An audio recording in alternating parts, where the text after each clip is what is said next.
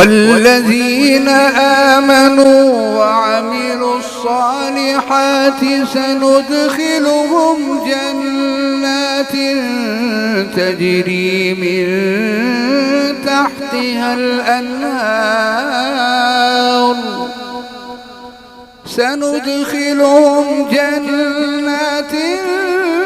تجري من تحتها الأنهار خالدين فيها أبدا وعد الله حقا ومن أصدق من الله قيلا ليس بأمانيكم